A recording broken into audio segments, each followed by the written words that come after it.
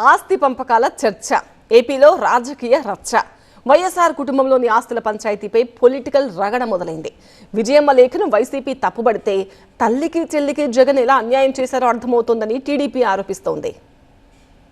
Vijayamma లేఖపై AP రాజకీయాల్లో చర్చ మొదలైంది. తల్లికి అవమానం జరిగితే పోరాడి తండ్రిని సీఎం సీటులో కూర్చోబెట్టిన వ్యక్తి లోకేష్ అయితే, ఆస్తి పంపకాల్లో సొంత చెల్లికి అన్యాయం చేసి తల్లిని రోడ్డుకిడ్చిన వ్యక్తి జగన్ అని ఎమ్మెల్యే సోమిరెడ్డి చంద్రమోహన్ రెడ్డి విమర్శించారు.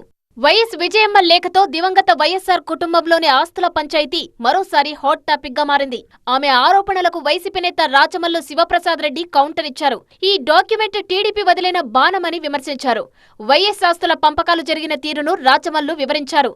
షర్మిల ప్రవర్తన, ఆమె వ్యవహరించిన తీరు వల్ల తన బెయిల్ రద్దవుతుందనే పరిస్థితులు రావడం వల్లే జగన్ ఎంఓయూను రద్దు చేసుకున్నారని తెలిపారు. ఇది కూడా తెలుగుదేశం పార్టీకి సంబంధించిన సోషల్ మీడియా గ్రూప్స్లో మొట్టమొదటి వస్తుంది. అన్ని మీడియా ఛానల్స్లో రాలే, మొట్టమొదట టీడీపీ సోషల్ మీడియా గ్రూపులో వస్తుంది.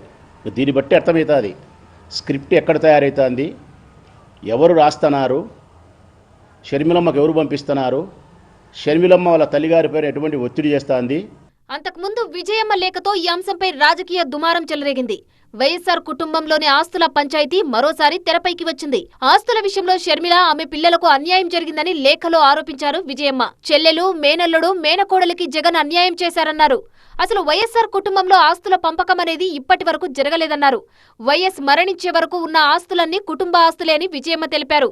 షర్మిల హక్కుకు అనుగుణంగానే జగన్ గతంలో ఎంఓయూ రాశారని వెల్లడించారు. ఇప్పటికైనా షర్మిల, ఆమె పిల్లలకు జగన్ న్యాయం చేస్తాడని ఆశిస్తున్నట్టు తెలిపారు. అయితే విజయమ్మ విమర్శలను వైసీపీ తప్పుపట్టగా ఈ వ్యవహారంలో జగన్ తీరుపై టీడీపీ విమర్శలు గుప్పించింది.